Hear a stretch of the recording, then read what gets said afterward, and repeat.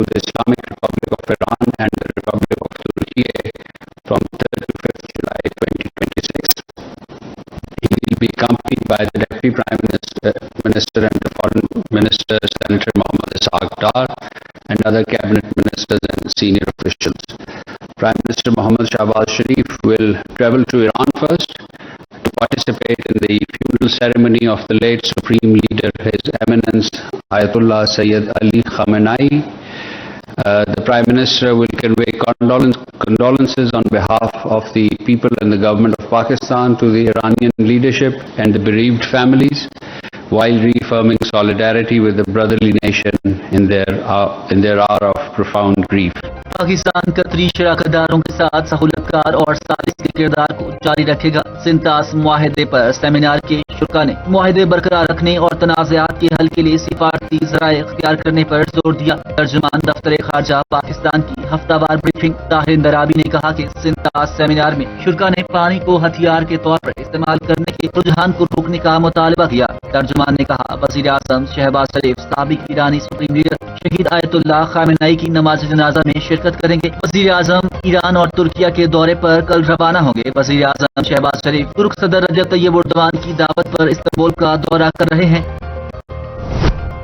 قطر کے دارالحکومت دوحہ میں امریکہ اور ایران کے درمیان تکنیکی سطح کے مذاکرات کا باقاعدہ آغاز ہو گیا. دونوں ممالک کے ماہرین مختلف اہم معاملات پر بات چیت کر رہے ہیں. تاہم اس مرحلے پر دونوں ممالک کے حکام کے درمیان براہ راست ملاقات کا کوئی پروگرام نہیں ہے. عرب میڈیا کے مطابق ذرائع کا کہنا ہے کہ دوحہ میں کم از کم 3 الگ الگ ورکنگ گروپس قائم کیے گئے ہیں جو مختلف شعبوں پر تفصیلی بات چیت کر رہے ہیں. پہلا ورکنگ گروپ ایران کے جوہری پروگرام اور اس سے متعلق تکنیکی امور، دوسرا گروپ سفارتی معاملات، رابطوں اور آئندہ مذاکراتی فریم ورک پر غور کر رہا ہے، جبکہ تیسرا ورکنگ گروپ ایران کے بیرون ملک منجمد مالی اثاثوں، فنڈز کی واپسی اور ممکنہ مالیاتی انتظامات سے متعلق امور پر تبادلہ خیال کر رہا ہے.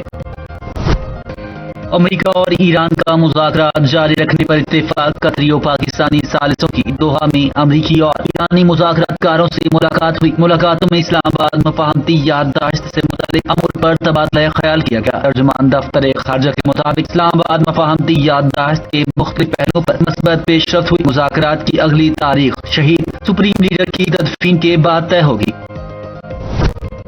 ایران کے نائب وزیر خارجہ کاظم غریب آبادی نے کہا ہے کہ امریکہ اور ایران کے درمیان مفاہمتی یادداشت پر عمل درآمد سے متعلق دوحہ میں ہونے والے مذاکرات کا دور مکمل ہو گیا. انہوں نے بتایا کہ فریقین کے درمیان اس بات پر اتفاق ہوا کہ مفاہمتی یادداشت کی خلاف ورزیوں کی رپورٹنگ اور ریکارڈ کے لیے کل تک ایک رابطہ چینل قائم کر دیا جائے گا.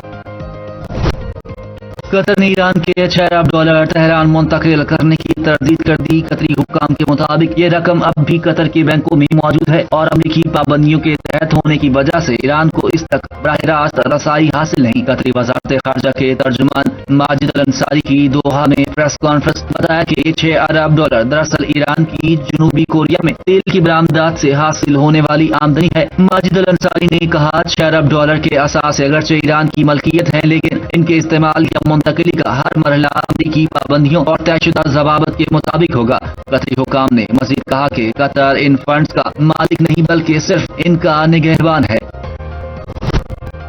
امریکی صدر ڈونلڈ ٹرمپ کی مشیروں سے مشاورت ایران کے خلاف دوبارہ مکمل فوجی کارروائی شروع کرنے کے امکان زیر غور. فی الحال انہوں نے موجودہ مرحلے پر سفارتی عمل جاری رکھنے اور مذاکرات کے ذریعے پیش رفت کی کوششوں کو ترجیح دی. وال اسٹریٹ جرنل کی رپورٹ میں دعویٰ کہا صدر ٹرمپ کی مشیروں کے ساتھ متعدد ملاقاتوں کے دوران مختلف عسکری اور سفارتی آپشنز کا جائزہ لیا تاکہ خطے کی بدلتی ہوئی صورتحال کے تناظر میں آئندہ حکمت عملی کی طے کی جا سکے. تجزیہ کاروں کا کہنا ہے کہ امریکی انتظامیہ کی جانب سے سفارتی راستہ اختیار کرنے کا فیصلہ مشرقی وسطی میں مزید کشیدگی سے بچنے کی کوشش کے طور پر دیکھا جا رہا ہے. امریکی نائب صدر جے ڈی وینس نے کہا ہے کہ امریکہ اور ایران کے درمیان تکنیکی نوعیت کے مذاکرات بدستور جاری ہیں اور یہ بات چیت پہلے سے جاری سفارتی عمل کی بنیاد پر آگے بڑھ رہی ہے. میڈیا سے گفتگو کرتے ہوئے دوحہ میں جاری ممکنہ مذاکرات سے متعلق ایران کی عوامی سطح پر تردید پر بھی تبصرہ کیا. جے ڈی وینس کا کہنا تھا کہ ان کے نزدیک ایران کی جانب سے اس نوعیت کے بیانات مذاکراتی حکمت عملی کا حصہ ہیں جسے انہوں نے فارسی طرز سے مذاکرات قرار دیا. امریکی نائب صدر نے کہا کہ تکنیکی مذاکرات کسی نئے مرحلے کا آغاز نہیں بلکہ پہلے سے جاری سفارتی عمل کا تسلسل ہے اور دونوں فریق مختلف تکنیکی معاملات پر رابطے میں ہیں.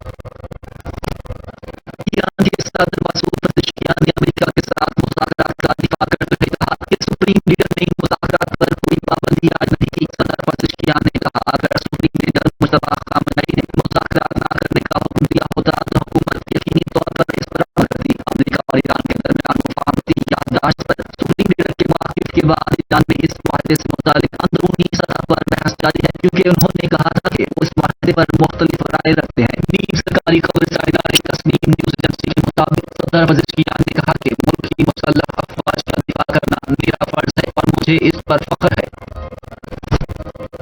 ایران نے دو ٹوک موقف اپناتے ہوئے کہا ہے کہ بمباری سے متاثرہ ایرانی جوہری تنصیبات کے معائنے کی کسی کو اجازت نہیں دی جائے گی۔ ایران کے پارلیمنٹ اسپیکر اور مذاکرات کار محمد باقر کالباف کا اعلان، کہا جن ایرانی جوہری تنصیبات کو اسرائیل اور امریکہ کی جانب سے بمباری کا نشانہ بنایا گیا اور نقصان پہنچا، ان کا معائنہ کرنے کی کسی بھی صورت میں اجازت نہیں۔ کالباف نے واضح کیا کہ بین الاقوامی جوہری توانائی ایجنسی کو ایران میں سینکڑوں مقامات تک رسائی دی گئی، جن میں وہ شہر جوہری بجلی گھر بھی شامل ہے۔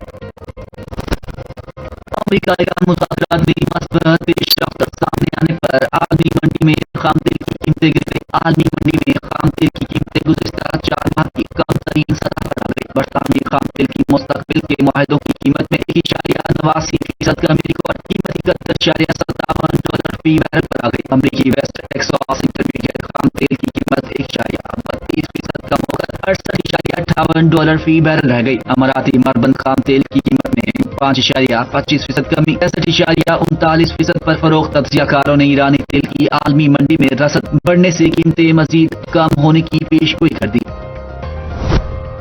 اسرائیلی وزیر دفاع اسرائیل کوارٹز کی جانب سے سپریم لیڈر مصطفی خامنئی کو نشانہ بنانے کی دھمکی پر ایران کے وزیر خارجہ عباس عراقچی کی فوری اور بھرپور جواب دینے کی دھمکی۔ کہا اسرائیل نے معاہدے کو نظر انداز کیا تو ایران سبق سکھائے گا۔ ایکس پر بیان میں عباس عراقچی نے کہا اسلام آباد مفاہمتی یادداشت انتہائی واضح ہے اور سب کے لیے جاری کی گئی۔ امریکی صدر نے تل ابیب میں اپنے پالتوؤں کو لگام دینے کا وعدہ کیا۔ اگر وہ اپنے مالک کو نظر انداز کرتے ہیں تو ایران ان کو سبق سکھائے گا۔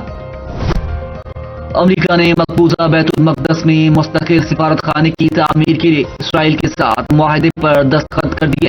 امریکہ بیت المقدس کو یہودی عوام کا ابدی، تاریخی اور مستقل دارالحکومت تسلیم کرتا ہے۔ امریکی سفیر مائک حقابی کی گفتگو۔ کہا امریکہ بیت المقدس میں نئے اور مستقل سفارت خانے کی تعمیر کرے گا جو اسرائیل میں امریکی سفارتی سرگرمیوں کا مرکز ہوگا۔ This conference, therefore, is not for the judiciary setting goals or extending or redefining the limits of prison facilities. What this gathering truly represents is an opportunity for the provincial governments to come together under one roof by choice and by shared responsibility to address the challenge that affects not only the prison administration, no, but the functioning and credibility of the criminal justice system as a whole. Supreme court میں جیل اصلاحات پر قومی conference. Chief justice of Pakistan Yahya Afridi کی شرکت۔ اپنے خطاب میں کہا نظام انصاف میں قیدیوں کے حقوق کے تحفظ کو کلیدی حیثیت حاصل ہے۔ نظام انصاف محض فیصلوں سے نہیں بلکہ مؤثر عمل درآمد سے ممکن ہے۔ نظام انصاف میں احتساب کو یقینی بنایا جا رہا ہے۔ فوجداری نظام انصاف کسی بھی معاشرے کے لیے بنیادی اہمیت کا حامل ہوتا ہے۔ تمام متعلقہ افراد فوجداری نظام انصاف پر بھرپور توجہ دیں۔ چیف جسٹس نے کہا جیلوں میں صحت اور صاف پانی کی سہولیات کی فراہمی ناگزیر ہے۔ جیلوں کی حالت زار بہتر بنانا آئینی طور پر صوبائی حکومتوں کی ذمہ داری ہے۔ اس ضمن میں صوبائی سطح پر کمیٹیاں بھی قائم کی گئیں۔ I stand before you as someone who has looked at prison walls not merely from the outside but from behind them, and the reforms that I will be talking about today stem from my own personal experiences. I have lived them personally, experienced them firsthand, and that experience, Your Honor, changed me forever. It changed the way I think about justice. It changed the way I understand the responsibility of state towards those in custody. Most importantly, it reminded me that a prison sentence should never become a sentence against human dignity. قانون سے کوئی برتر نہیں، قانون کی بالادستی پر یقین رکھتی ہوں، شفافیت پر مبنی انصاف کی مؤثر فراہمی کا شہری کہا۔ وزیر اعلیٰ مریم نواز کا سپریم کورٹ میں جیل اصلاحات پر قومی کانفرنس سے خطاب۔ کہا قید تنہائی کا ذہنی صحت پر کیا اثر پڑتا ہے اندازہ ہے۔ جیل میں میرے ساتھ کتابیں اور جائماز تھی، میری شوگر ڈاؤن ہوئی تو مدد کو کوئی نہیں آیا۔ جیل میں کوئی پرائیویسی نہیں تھی۔ مجھے جیل میں احساس ہوا کہ قیدی کیسا محسوس کرتا ہے۔ قیدی کے بنیادی انسانی حقوق کے تحفظ کے لیے اقدامات ناگزیر ہیں۔ مریم नवाज ने कहा, जेलों में इस्लाहात के जरिए कैदियों को मुआशरे का मुफीद शहरी बनाना तरजीह है। कैदियों की ज़हनी काउंसलिंग और बहाली के प्रोग्राम जरूरी हैं। वज़ीर आला सिंध मुराद अली शाह ने कहा, कानून का एहतराम सब पर लाजिम है। कानून को अहमियत देने वाले मुल्क तरक्की की दौड़ में कभी पीछे नहीं रहते। कानून की बालादस्ती से लोगों का अदालतों पर एतमाद बरकरार रहता है। जेलों में कैदियों के लिए लाइब्रेरियां कायम की गई हैं। जेलों की इस्लाह, बहाली और इंसानी वकार के मराकज में तब्दील करना तरजीह है। निज़ाम इंसाफ में कैदियों के हुकूक के तहफ़्फ़ुज़ को बड़ी अहमियत हासिल है। जेल इस्लाहात इंसाफ के निज़ाम को मज़ीद शफ़ाफ और मुयस्सर बना सकती है।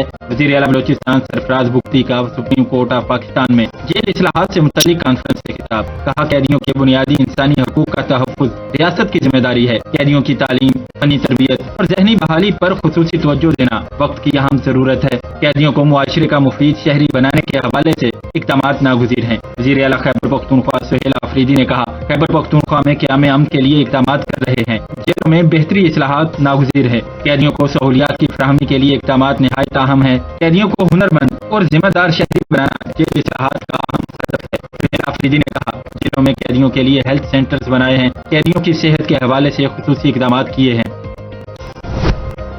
कानून की बालादस्ती पर यकीन रखते हैं। जेल और अदालती निज़ाम में इस्लाहात से आसानियां पैदा होंगी। कैदियों के लिए सेहत, तालीम और फनी तरबियत के हवाले से सहूलियात की फराहमी यकीनी बना रहे हैं। वफाकी वज़ीर कानून आज़म नज़ीर तारड़ का खिताब। कहा, आलमी तकाज़ों के मुताबिक कैदियों के हकूक़ को शफ़ाफ तरीके से डिलीवर किया जा रहा है। कैदियों के लिए सेहत, तालीम और फनी तरबियत के हवाले से सहूलियात की फराहमी यकीनी बना रहे हैं। निज़ाम इंसाफ में एहतसाब को बरवक्त और शफ़ाफ तरीके से यकीनी बना रहे हैं। तमाम अदालतों में ज़ेर इल्तवा केसेस को शफाफियत पर मबनी फैसलों की बुनियाद पर निपटाया जा रहा है।